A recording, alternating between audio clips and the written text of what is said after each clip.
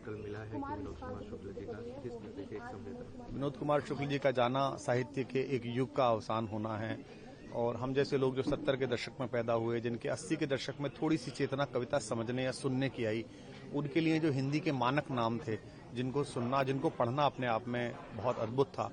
और हिंदी की कविता में या कला के क्षेत्र में साधक प्रवृत्ति जो लुप्त प्राय हो रही है, जहां एकांत में अपने कोने में सामाजिक ताने बाने से प्रचार पारंगमुख होकर लिखते पढ़ते रहना, अपनी बात कहते रहना और उसे जगत में छोड़ देना बिना ये सोचे समझे कि इसे स्वीकृति मिलेगी नहीं मिलेगी, उस प्रक्रिया के आखिरी नामों में विनोद कुमार शुक्ल थे।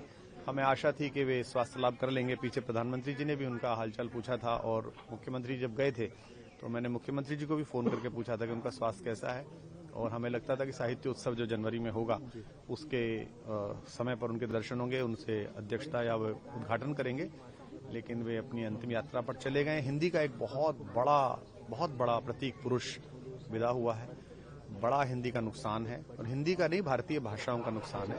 विश्व में जब भी हिंदी कविता की बात चलेगी तब जब विनोद कुमार शुक्ल याद आएंगे, जब भी कोई व्यक्ति हताश बैठेगा और उसकी तरफ कोई दूसरा व्यक्ति हताशा में हाथ बढ़ाएगा, जब भी वो हाथ बढ़ाकर चलेगा तब विनोद कुमार शुक्ल की कविताएं हमारे साथ चलेंगी। सर, आपके साथ एक मुलाकात जो जब भी वो किसी कार्यक्रम में, दिल्ली के साहित्य के कार्यक्रम में आए तो हम लोगों ने बिल्कुल विद्यार्थी की तरह पीछे बैठ के उन्हें सुना, उनको जाना, उनकी कविताओं को हमने हंस के माध्यम से, फाकी के माध्यम से, अन्य ग्रंथ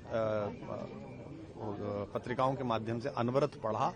तो एक स्टार के साथ जो एक प्रशंसक का, फैन का संबंध होता है, मेरा संबंध केवल इतना रहा, कवि के रूप में नहीं। मेरा संबंध रहा कि एक पाठक जो एक अपने समय के कवि की आभा से चकाचौंध होता है, उसकी क्षमता से प्रभावित होता है। तो मेरा ऐसा ही संबंध रहा, इसलिए मेरे लिए तो एक ये निजी रूप से भी नुकसान का समय है।